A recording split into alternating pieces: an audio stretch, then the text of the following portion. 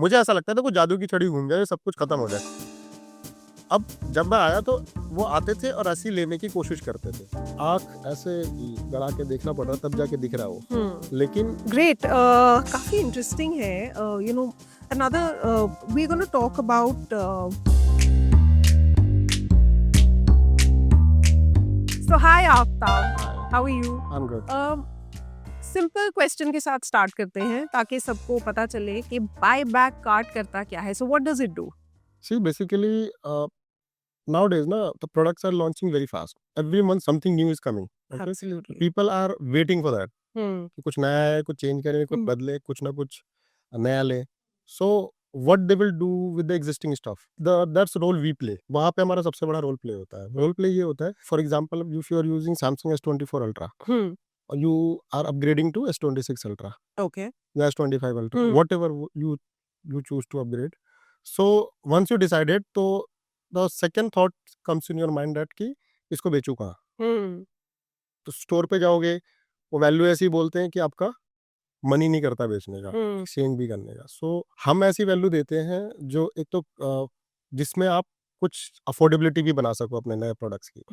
Let suppose आप 1,10,000 रुपए का या 1,20,000 रुपए का S26 अल्ट्रा या 1,30 के आसपास का है, डिस्काउंट के बाद 1,20 का पड़ेगा. राइट. लेट सपोज आपने खरीदने का प्लान किया, तो अगर आपके प्रोडक्ट का 60-65 हज़ार रुपये अगर मिल जाए S24 अल्ट्रा का, जो अप टू वैल्यू हम देते हैं 60,000 रुपये, ठीक है, तो 60,000 रुपये अगर मिल जाए तो आपका आधा काम तो डन हो गया ना. नाउ आपका एक जो बजट था 1,20,000 रुपए का, उसमें 50% हमने दे दिया, राइट. 50% आपने मिला के प्रोडक्ट अपडेट कर लिया. So it is going to be in a win win situation in both ways. और आपको डिपेंडेंसी नहीं रखनी किसी के ऊपर भी. आप घर बैठे हैं, वहीं से आपने ऑर्डर प्लेस किया, हमारे पिकअप शेड्यूल किया, हमारा एग्जीक्यूटिव आया आपके पास, आपने वहां से अपना फोन सेल आउट किया, इंस्टेंट पेमेंट अपने अकाउंट में ले ली. So it's like a one stop shop. Yes. But आप सिर्फ मोबाइल फोन्स की बात. No, no, we are into laptops, we are into smartwatches, we are Okay. into tablet also, iPad, okay. whatever. तो all these items जिनकी technology बहुत जल्दी जल्दी outdated हो रही है और जिसको कुछ लोग ऐसे हैं जो बहुत ही एंथुजियास्ट रहते हैं, बार बार जैसे ही कुछ नया फोन आया मार्केट में वो फोन चाहिए, कोई घड़ी अपग्रेड हुई, एक्टिविटी ट्रैकर, स्मार्ट वॉच वो चाहिए. It's a big market. big man. So उन लोगों के लिए इट्स अ ग्रेट प्लेटफॉर्म. क्योंकि let's also tell the viewers and listeners कि हाँ. हम कैसे मिले.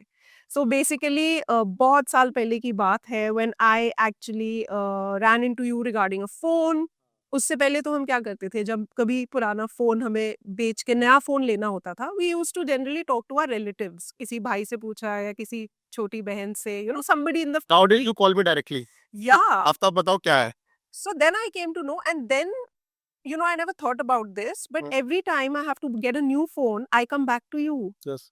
And when you think of it, I think trust एक बहुत बड़ी चीज है इस काम में, कि आपको ट्रस्ट होना चाहिए कि you're not selling it or purchasing things from places where you don't know कि इसकी वैल्यू सही है या नहीं. तो उसके बारे में बताइए. आपके कस्टमर्स तो मतलब ट्रस्ट के बेसिस पे ही आते होंगे. देखो पहले तो क्या था ना, आप वैल्यू चेक करने के लिए सिर्फ स्टोर्स पे जाते थे. नाउडेज मल्टीपल वेबसाइट्स हैं. सैमसंग की वेबसाइट पे भी जाओगे तो वहाँ पे भी ट्रेडिंग वैल्यू दिखाता है, एप्पल की वेबसाइट पे जाओगे तो वहाँ पे भी ट्रेडिंग वैल्यू दिखाता है. ठीक है. और सैमसंग एप्पल इन्होंने टाई अप्स भी कर रखे हैं कई सारे हमारे जैसे सेम डोमेन के ब्रांड्स के साथ. ओके. ठीक है. सो आप जाके चेक करोगे तो वहाँ पे आपको वैल्यू पता लग जाएगी कि एटलीस्ट ये वैल्यू तो मिलेगी मिलेगी. नाउ आपको एक वैल्यू पता लग गई, अब आप सर्च आउट करोगे कि मैक्सिमम क्या मिल सकता है. Right. Then search will start. और जब सर्च आप स्टार्ट करोगे तो मतलब प्लेटफॉर्म आर मल्टीपल्स, जहाँ पे आप सर्च आउट करोगे जो बेस्ट होगा उसको आप दोगे.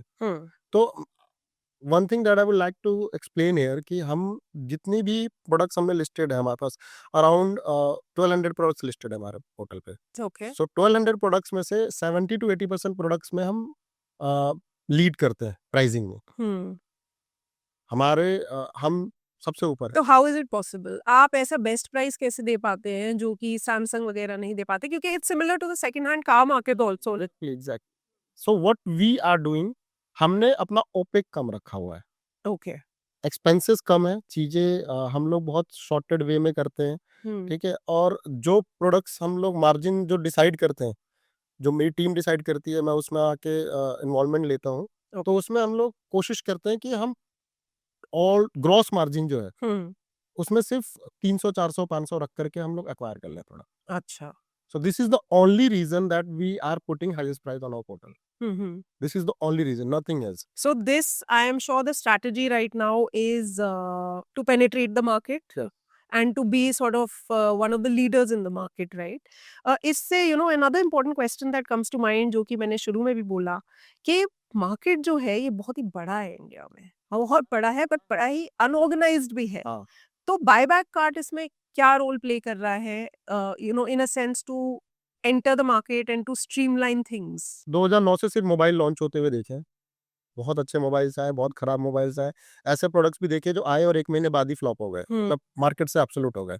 और ऐसे प्रोडक्ट्स भी देखे जो 3-3 4-4 साल सर्वाइव किए, चले, अच्छा बिके और अच्छे फ्लो में बिके. सो ये इंडस्ट्री का एक्सपीरियंस मुझे था, प्रॉपर अच्छा था. तो जब मैं इस इंडस्ट्री में, मुझे लगा कि सेकंड हैंड मार्केट की जो इंडस्ट्री होगी वो भी इसी तरह ऑर्गेनाइज्ड होगी. ठीक है. When I enter into the market I got to know कि इंडस्ट्री ऑर्गेनाइज ही नहीं है. सो मैं अपनी कंपनी ऑर्गेनाइज करने आया था. Now I am on a mission of organising the industry. Wow, we'll talk about that later. तो कितने साल पहले बायबैक कार्ट आपने लॉन्च किया, थोड़ा उसके बारे में बताइए. इनफॉर्मल वे में तो 2018 से स्टार्ट कर दिया था. ठीक है. ठीक है. एक सर्टेन टर्नओवर के बाद मैंने कंपनी को प्रॉपर रजिस्ट्रेशन दिया 2020 में. 9 फैब 2020 में मैं रजिस्टर किया कंपनी को. ठीक है. और देन रजिस्ट्रेशन के बाद हमने जो प्रॉपर तरीके से चीजें करना शुरू की, then we got to know कि यार अगर प्रोडक्ट कोई बिक रहा है तो उसका प्रॉपर गवर्नमेंट ने कोई फॉर्मेट ही नहीं दे रखा. जैसे आप गाड़ी खरीदते बेचते हो तो प्रॉपर एक फॉर्मेट है, सेल लेटर है, दुनिया भर की चीजें हैं जो आप एक्सचेंज करते हो या गवर्नमेंट के थ्रू आरटीओ से वो ट्रांसफर होता है. क्योंकि आई थिंक ये किसी को भी नहीं पता था जब फोन शुरू में आए थे, तो एक कॉल बहुत ही महंगी थी और आप सिर्फ, जैसे कि आपने कहा, ब्लूटूथ भी नहीं था, it was only call, SMS and some basic features. और किसी को नहीं पता था कि अब हर एक के पास एक स्मार्टफोन होगा. So I think nobody was prepared for it. मतलब देखो, गाड़ी की जो इंडस्ट्री है 100-150 साल पुरानी है. व्हीकल 100-150 साल से. मोबाइल इंडस्ट्री अगर देखोगे तो 30-35 साल पुरानी है. तो प्रॉपर तरीके से, उससे पहले टेलीफोनिक लैंडलाइन होते थे, मोबाइल आई. लेकिन ऑनेस्टली स्पीकिंग टू यू ना, जैसे गाड़ियों में क्या होता है, ओनरशिप ट्रांसफर होती है, इसमें ऐसा कुछ भी नहीं है. व्हाई? बिकॉज इसको ट्रैक करना बहुत इजी है. आप एक आईएमईआई नंबर डालो या मोबाइल नंबर से भी ट्रैक कर सकते हो, आईएमईआई नंबर से भी ट्रैक कर सकते हो. मुझे ऐसा लगता है दैट्स द ओनली रीजन जिसकी वजह से इसको प्रॉपर तरीके से ऑर्गेनाइज, मतलब उन्हें लगता है कि ट्रैक करना जब आसानी है तो फिर उसमें और चीजें क्यों करें. और गाड़ियों का क्या है कि अगर आपने ओनरशिप ट्रांसफर नहीं कराई है, कोई भी गाड़ी चला रहा है और फर्स्ट ओनर के नेम पे ही चलाते जा रहा है, तो वो चीजों को ना मैनेज करना बड़ा, मतलब चेंज निकालना बड़ा मुश्किल है. बट प्रोडक्ट के इस केस में क्या है, किस प्रोडक्ट का मैन्युफैक्चर हुआ, किस डिस्ट्रीब्यूटर ने आगे सेल आउट किया, मिनी डिस्ट्रीब्यूटर के पास कब गया, होलसेलर ने किस डीलर को बेचा, वो सारी हिस्ट्री एक आईएमईआई नंबर के थ्रू निकल के आ जाती है. तो आपको हिस्ट्री बनाने की जरूरत नहीं है, ऑटोमेटिकली डिजिटल प्लेटफॉर्म पे हिस्ट्री फुटप्रिंट छोड़ता चला जाता है. तो अभी की बात कर लेते हैं. ठीक है, इंडस्ट्री ऑर्गेनाइज है, आप मार्केट में आए, आपने देखा कि सिचुएशन क्या है, and now you said you are on a mission. अगर हम व्यूअर्स जो देख रहे हैं, हर किसी ने कभी ना कभी एक स्मार्टफोन खरीदा होगा या तो बेचा होगा, और हो सकता है सेकंड हैंड फोन भी खरीदा या सेल किया हो. आज अगर हम एक पुराना फोन सेल करने जाए मार्केट में, तो क्या इश्यूज फेस करते हैं? सबसे पहले तो डेप्रिशिएटेड वैल्यू, जो डेप्रिशिएशन होता है ना, उसका कोई ना पैरामीटर नहीं है, कोई फॉर्मेट नहीं है उनके पास. वो प्रोडक्ट ऐसे देखेंगे, ऐसे देखेंगे, ऐसे देखेंगे, ये किया, कुछ ब्रोकन है तो बता देंगे, नहीं है ब्रोकन तो ऐसे देख देख के आपको एक प्राइस बता देंगे. कुछ भी प्राइस उसने अपने मुंह से जो उसके मन में आया वो बता दिया, और आप उस प्राइस को एक्सेप्ट करने में कितना आपका माइंड जो है रिपेल करेगा. और यहाँ पे मैं एक चीज बोलना चाहूंगी, एक्चुअली अगर मैं देखूं तो आज मेरे घर में कम से कम 15 या 20 पुराने मोबाइल फोन्स हैं, पुराने टाइम के, जो हमने कभी बेचे ही नहीं. बिकॉज हमें पता ही नहीं था उसको कहाँ सेल आउट करना है. बिल्कुल. सो हमने ट्रांसपेरेंट प्लेटफॉर्म बनाया जहाँ पे अपनी डिटेल्स, प्रोडक्ट की डिटेल आप खुद फिल कर रहे हो. आपको खुद वहाँ पे जो प्रॉब्लम्स है वो मेंशन कर रहे हो, नहीं है तो नहीं मेंशन कर रहे हो. एक ट्रांसपेरेंसी है कि यार हमने जो चीजें डाली है यहाँ पे उसके अकॉर्डिंग मुझे कोट मिल रहा है. अब आप डिसाइड कर रहे हो आपके प्रोडक्ट का कोट क्या होगा, बिकॉज आप. But I want to get the higher price for my product. अगर मैं उसमें से कोई चीजें ना डालूं जो मुझे पता है मेरे फोन में इशू है, क्योंकि हर कोई इतना ट्रांसपेरेंट नहीं होगा. हाँ, एग्जैक्टली. सो वहां पे क्या होता है ना, हम हर प्रोडक्ट इंस्पेक्शन के बाद ही पिक करते हैं. राइट. फिजिकल इंस्पेक्शन होगा, वहां पे आपका करेक्शन किया जाएगा. जब वो करेक्शन कर रहे होंगे तो वहां पे आप, ऑब्वियसली बात है, कोई ना कोई फिजिकल प्रेजेंस तो होगी, या आप हो गए, आपके बिहाफ पे कोई होगा. जो नेगोशिएट करेगा हमारे साथ, हम्म बातचीत करेगा और हम उस फिर डील को क्लोज करेंगे। हम्म इस तरह से हम बिल्कुल ट्रांसपेरेंसी के साथ करते हैं चीजें। Right. So there is first, disclosure from the person who's coming to you, and then you do a physical inspection with that person being there. So उससे आपका एक ट्रस्ट फैक्टर आता है और एक ट्रांसपेरेंसी भी आती है। बिल्कुल। तो ऐसे में हमको क्या ऐसे स्कैम्स हैं या पेन पॉइंट्स हैं जिनसे हमें एज अ सेलर और a buyer we should be aware of?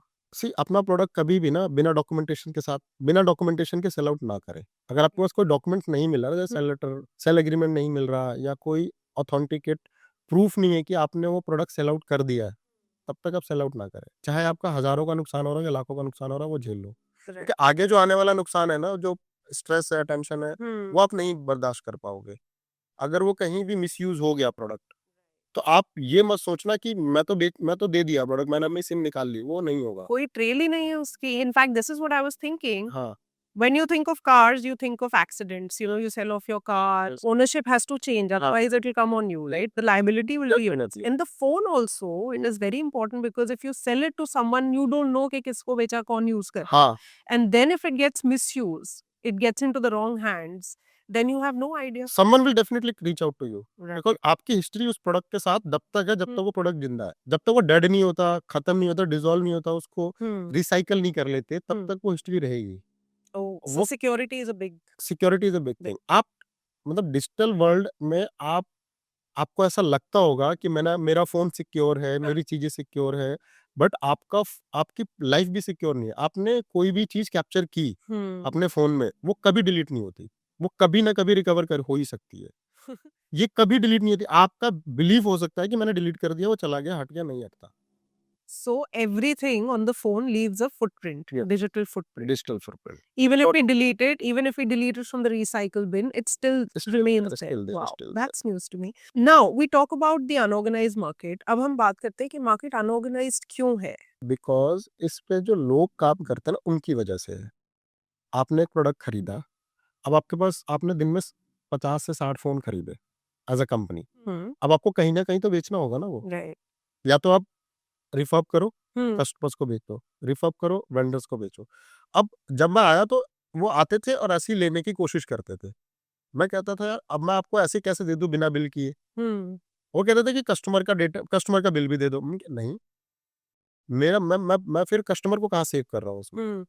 जो डॉक्यूमेंट्स है वो कहाँ प्रिजर्व हुए मेरे पास? कस्टमर की सेफ्टी तो कॉम्प्रोमाइज हो गई ना, जैसे मैंने आपको बिल दिए। तो वहां पे हमने क्या किया, हमने उनको एजुकेट किया Hmm. कि आप प्रॉपर, मैं आपको कस्टमर्स के बिल नहीं दूंगा, Hmm. ये कभी नहीं हो सकता है मैं कस्टमर्स के बिल आपको दूं।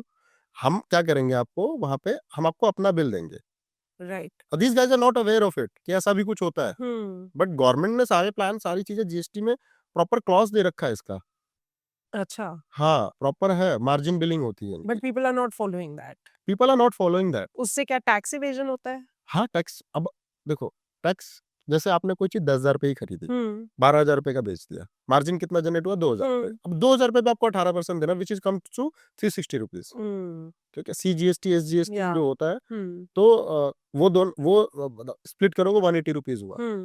180 रुपीज सेंट्रल टैक्स देना आपको और स्टेट टैक्स देना आपको, दो टैक्स देना है आपको, 180 तो वो आपको कैलकुलेट करके वो देना है गवर्नमेंट को। अब वो 360 रुपए बचाने के चक्कर में वो लोग प्रॉपर तरीके से काम ही नहीं करते, Hmm. और वो बचाना भी नहीं है उनको, वो इतना इंटरेस्टेड है भी नहीं 360 रुपए बचाने में। वो उनका सबसे बड़ा पेन पॉइंट है कि उनको कोई एजुकेट करने वाला नहीं था कि वो वर्कआउट कैसे करता है। Right. गवर्नमेंट को टैक्स जाएगा कैसे, भरेगा कौन, Hmm. उसकी फाइलिंग कौन करेगा, उसका डेटा कौन मेंटेन करेगा, बिलिंग कैसे होगी। They are not aware of it initially when I started. तो बहुत सारे लोगों को हमने एजुकेट किया। ऑलमोस्ट मेरे पास आज की डेट में 10-12 लोग रेगुलर काम कर रहे हैं जो ये प्रॉपर बिलिंग और एल्गोरिदम फॉलो करके काम कर रहे हैं। ये जो अभी सिस्टम एक बना हुआ है जिसमें चीजें हिसाब से नहीं हो रही हैं मोस्टली, हाँ, इससे सबसे ज्यादा लॉस किसको है? क्या ये कस्टमर को है? क्या ये जो डीलिंग कर रहे हैं दीज अनऑर्गेनाइज सेक्टर, इसको है, या सबसे कंपनीज? ज्यादा लॉस जो है वो कंपनीज को है। ओके। आप एक ऑर्गेनाइज कंपनी कितने लाइन तक चला सकते हो? हम्म एक प्रोसेस नहीं है, सिस्टम नहीं है, आपकी डिपेंडेंसी हमेशा है उस कंपनी को चलाने के लिए। हम्म ठीक है, मतलब वही वाली बात है कि जैसे एक डॉक्टर है, उसके पास स्किल है, जब तक वो ओटी ऑपरेट नहीं करेगा हम्म तब तक उसके पैसे नहीं बनेंगे ना। हम्म अब उसके अब्सेंस में कोई और आके ऑपरेट करे, चीजें करे, तो उसको तो पैसे नहीं बनेंगे ना। उसके पैसे तभी बनेंगे क्योंकि वो स्किल्ड है। Right. सीए है, जब तक वो सीए प्रैक्टिस नहीं करेगा, चीजें नहीं करेगा, तब तक उसके पैसे नहीं बनेंगे। तो सिमिलरली अगर आप एक बिजनेस ओनर हो और अगर आपको लगता है कि सारी चीजें मैं चला सकता हूँ, मैं इन्वॉल्वमेंट लेके बहुत अच्छा चला सकता हूँ, आप बहुत ज्यादा लंबे टाइम तक नहीं चला सकते। You have to set up process at every level. एक डिपार्टमेंट बनाना पड़ेगा, प्रिक्योरमेंट का डिपार्टमेंट अलग होना चाहिए, मार्केटिंग अलग होनी चाहिए, सेल्स अलग होनी चाहिए, हर चीज का डिपार्टमेंट होना चाहिए। उसको प्रोसेस को आप बनाओ, प्रॉपर तरीके से अलाइन करो, वो प्रोसेस अपने आप काम करना चाहिए और आप फ्री रहो। टाइम आने के बाद आपको तो फ्रीडम चाहिए ना, राइट। आप फ्री करो तभी करोगे ना। अब ये प्रोसेस आप ऑर्गेनाइज तरीके से चला रहे हो, गवर्नमेंट के हिसाब से नहीं चल रहे हो, इसको कितने लंबे टाइम तक चला लोगे आप? ग्रेट। काफी इंटरेस्टिंग है। You know another we gonna talk about get into the details, but अगर मैं अभी डिसाइड करूं, हमने इसके बारे में बात किया था, how do you decide on the price of an old phone? But customers, ऐसे क्या प्रोसेसेस हैं जो कस्टमर्स को फ्रंट पे नहीं दिखते, जो बैक एंड पे हमें पूरे करने पड़ते हैं to make sure we give them a fair price? See, जैसे आपने प्रोडक्ट का पिकअप शेड्यूल कर दिया, ठीक है, आपका प्रोडक्ट बहुत कम पुराना है, उसमें हल्के फुल्के मार्क्स लग गए, कवर पे मार्क्स लग गए, एक आध दो दिन नया खरीदा, टेम्पर लगाने का टाइम नहीं मिला, थोड़े बहुत हल्के स्क्रैचेस लग गए, ठीक है। अब कई सारे ब्रांड्स ऐसे आएंगे ना हमारे डोमेन में, वो उस चीज के ही पैसे डिडक्ट करेंगे। अच्छा। हाँ, कि बहुत आंख ऐसे गड़ा के देखना पड़ रहा तब जाके दिख रहा हो, लेकिन उसके भी पैसे डिडक्ट करेंगे। हाँ। लेकिन हम एज अ ब्रांड कोशिश करते हैं इन छोटी छोटी चीजों के पैसे डिडक्ट ना करें। This is the one of the biggest reason कि हमने छोटी छोटी चीजों के पैसे डिडक्ट नहीं करे हैं, जिसकी वजह से हमारा कस्टमर बेस बहुत रैपिडली बढ़ा है। राइट। ठीक है, हम अगर and why is that not so important? Because अगर कोई स्क्रैच है पीछे तो हम कवर हर कोई लगाता है फोन पे, so that can be hidden. अगर स्क्रीन पे कुछ है तो टेम्पर्ड ग्लास लगा सकते हैं। ही दिस इज एंड यूजर के लिए मैटर करता भी है, नहीं भी करता है। It end depends user, from customer to हाँ, कस्टमर टू कस्टमर। तो एंड यूजर अगर देखोगे आप, तो किसी को स्क्रैच दिखे, किसी को नहीं दिखे, ठीक है। अब आपका यहाँ पे आपका रोल प्ले ये होता है कि आपने प्रोडक्ट परचेज कर लिया, हल्का फुल्का जो भी निशान वगैरह है, जो भी चीजें है, आप वो लेकर के बैठ चुके हो। अब आपको कुछ नहीं करना, जो आपका रजिस्टर्ड वेंडर आ रहा है उसको आपको कन्विंस करना पड़ेगा कि भाई ये हल्का फुल्का है, हम कस्टमर से इस लेवल पे नेगोशिएशन नहीं करते, हमारा यही तरीका है काम करने का, आप हमारे साथ इतने टाइम से काम कर रहे हो, ये सब चीजें आपको एक्सेप्ट करनी पड़ेगी। राइट। तो आपके म्यूचुअल अंडरस्टैंडिंग है ना बैकएंड में उसके साथ, तो वो आपको वो उस लेवल पे मैनेज करना ही पड़ेगा। राइट। कस्टमर को इतना पेन दोगे, ऑलरेडी आज की डेट में हर इंसान कहीं ना कहीं फंसा हुआ है अपनी लाइफ में, टाइम किसी के पास है नहीं। Yeah. And end में it's the customer's call, right? Yeah. If they see the scratch, they like it, they like the price, they'll buy it. If they don't like it, they can always go to हाँ, other options. Definitely. So are you saying that you are only dealing in B2B format, or do you do B2C as well? We are doing the procurement for the customer, from the customer. Okay, procurement हम customer से कर रहे हैं, backend में हम B2B कर रहे हैं। Okay. व्हाई? बिकॉज मैं अगर रिफर्बिश कर रहा हूँ प्रोडक्ट को, ठीक है, तो उसके लिए प्रॉपर यूनिट चाहिए, गवर्नमेंट के सर्टेन अप्रूवल चाहिए, चीजें चाहिए, ठीक है। तो हम यहाँ पे सिंपल कुछ नहीं करते, कस्टमर की सारी डिटेल्स अपने पास कंपनी में रख लेते हैं, आगे हम अपना बिल करके उसको दे देते हैं, same product as it is, same condition में। Same condition. Okay. Then it gets refurbished and हाँ, देन by the vendor. अगर उनको लगता है रिफर्बिश करना चाहिए, जैसे ब्रोकन है कुछ, तो रिफर्बिश करते हैं। अगर गुड कंडीशन में, नॉर्मल है कंडीशन, हल्के फुल्के स्क्रैचेस है, तो एज इट इज वो लोग सेल आउट कर देते हैं। Okay. So did people trust you in the beginning? Like how has the journey been? See, beginning में तो कोई भी बिजनेस आप स्टार्ट करो, घर वाले ही ट्रस्ट नहीं करते। माय मदर यूज्ड टू से कि I started in corona, Yeah. मतलब pre Covid I started, Okay. 9 Feb 2020, आप समझ सकते हो, प्री कोविड ही था। Yeah. सी सेड कि यार लोग खाने के लिए पैसा बचा रहे हैं और तू उस टाइम पैसा इन्वेस्ट कर रहा है, और वो भी एक नई कंपनी में जो पता नहीं चलेगी नहीं चलेगी, शोर शॉट है भी नहीं। Right. मैंने कहा यही टाइम है मेरे पास, Hmm. ठीक है, क्योंकि वो टाइम जो था ना बहुत पीसफुल था, कहीं ना कहीं आप घर में बैठे हो, कुछ नहीं है करने के लिए। So did you always want to be an entrepreneur? Yes, I wanted to be an entrepreneur. I had done a disaster in first business. Okay. I was having 4 retail store in 2015. Okay. I ran all those store till 2017. Okay. ठीक है, it was operational till 2017.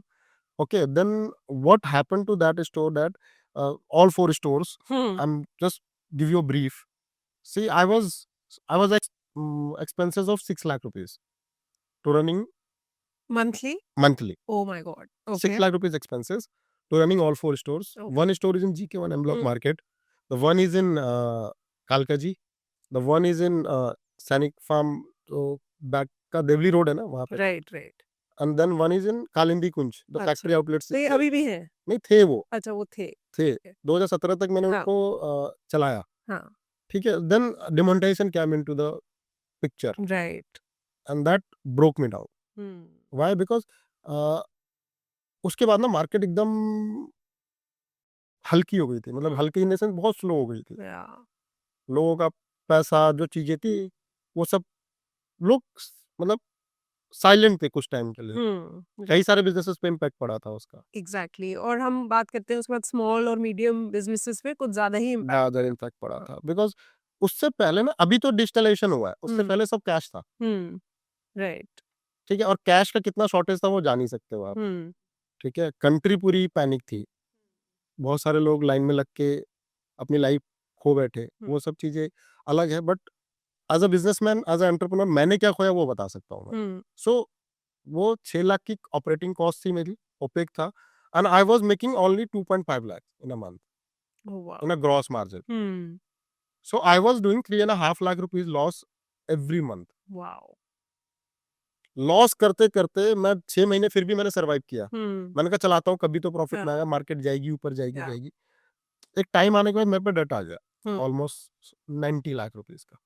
Oh my god. Wind up करते करते वो 1 करोड़ के पार चला गया. People are following me like anything. मतलब ढूंढ रहे थे लोग कि पैसे कब देगा भाई, क्या हो गया, कैसे हो गया. देन कोर्ट केसेस हो गए मेरे ऊपर. ओके. तो कोर्ट केसेस को हैंडल किया बहुत अच्छे से. That those court cases taught me lot in life. Wow. So in that sense, this is your, kind of rebirth as an entrepreneur. Yes. And it comes back with so many learnings that you've had in the past. हाँ, because मैं law के बारे में ज्यादा जानता नहीं था. मैंने started visiting court on a regular basis. तो मुझे इंडियन लॉ समझ में आई, चीजें समझ में आई. बिकॉज मैं खुद झेल रहा था सब कुछ. मुझे खुद ही हैंडल करना था. Right. I was the elder son in my family. I have the whole sole responsibility of entire family. 4 छोटे भाई थे मेरे. But they were into the college, school, something like that. Yeah. ठीक है. They jump out from the college. They started doing small jobs. This kind of thing they started doing. And I was in a panic situation कि ये हो क्या रहा है मेरी life में. कुछ मतलब मैं बहुत लोअर मिडिल क्लास बनाया था लाइफ में, अचीव किया था. तो मुझे ऐसा लगने लगा यार मैंने सब कुछ खो दिया अपनी लाइफ में at that time. Wow. But that thing taught me lot. मतलब So how did you overcome that phase? Overcome, मतलब उस टाइम तो लगता था ये हो क्या रहा. बहुत बुरा लगता था. बहुत मतलब लो फीलिंग्स थी. वो एक्सप्लेन करना बड़ा मुश्किल है Yeah. आज के टाइम में. सो आई वाज थिंकिंग लाइक कि यार ये हो क्यों रहा है मेरे साथ. मैंने क्या गलत किया लाइफ में और ये मैं क्यों फेस कर रहा हूँ. मैंने ऐसा क्या कर दिया जिसकी वजह से मुझे इतना दुख झेलना पड़ रहा है. इतना पैनिक सिचुएशन में लोग मेरे पीछे पड़े हुए हैं, पैसा मांग रहे हैं. मेरे पास है भी नहीं देने के लिए. मैं दूं कहाँ से. फैमिली मेरी इतनी स्ट्रांग है नहीं कि इतना पैसा रीपे कर सके. ना मेरे पास कोई एसेट्स है, ना कुछ विरासत में ऐसा कुछ मिला हुआ था, ना कुछ फैमिली में कुछ जमीन वगैरह होती है वो बेच देता है इंसान, वो भी नहीं था. सो आई मुझे सिर्फ एक ही see trust me, I was at the airport. I was leaving the country. Okay. ठीक है. मैं मतलब सब कुछ छोड़ के you were ready to run away. Run away. I was ready to run away. Honestly speaking visa ले चुका था मैं. एयरपोर्ट बार्जिन कर चुका था मैं. जा रहा था. ठीक है. देन सडनली आई रियलाइज कि यार मैं कर क्या रहा हूँ. प्रॉब्लम मेरी है, सब कुछ फैला हुआ मेरा है. मैं ही भाग रहा हूँ. मेरी फैमिली को क्या फेस करना पड़ सकता है वो मैं सोचने लगा वहां पर. देन आई वहीं से मैंने वो डिसीजन लिया कि नहीं, जो जो कुछ मैंने किया मैं ही फेस करूंगा, मैं ही संभालूंगा और मुझे ये सब कुछ फेस करके आगे जाना है. 2 साल ढाई शुरू के 6 महीने बहुत पैनिक था. लोग पीछे पड़े हुए थे. Then I started meeting with people. Court की डेट्स पे, हियरिंग पे जाने लगा. बातचीत होने लगी. वहां पे जज साहब को थोड़ा बोला कि मेरी ये सिचुएशन है. तो काफी सारे जज ने मुझे बहुत सपोर्ट किया. उन्होंने टाइम दिया, चीजें की. जो टाइम वो लोग नहीं दे रहे थे वो मेरे को कोर्ट से मिला. अच्छा. Then I done the repayments in EMIs. Parallelly, I started this business in 2018. Late 2018, I started this. And then धीरे धीरे धीरे धीरे धीरे धीरे मुझे ऐसा लगता था कुछ जादू की छड़ी घूम जाए, सब कुछ खत्म हो जाए.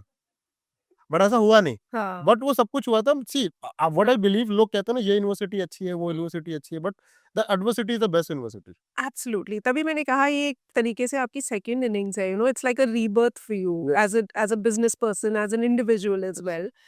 वो कौन सा ऐसा पॉइंट था जहाँ पे आपको फर्स्ट टाइम लगा that this business is going to go good and I am going to be financially stable, maybe I don't know, and that I'm going to make profits and this is it, वो वाली feeling कब आई? तो जब start किया था ना initial days में, तो शुरू के 6 महीने में अच्छा खासा प्रॉफिट होने लगा। Then I started doing the repayments to Okay. Code, ठीक है?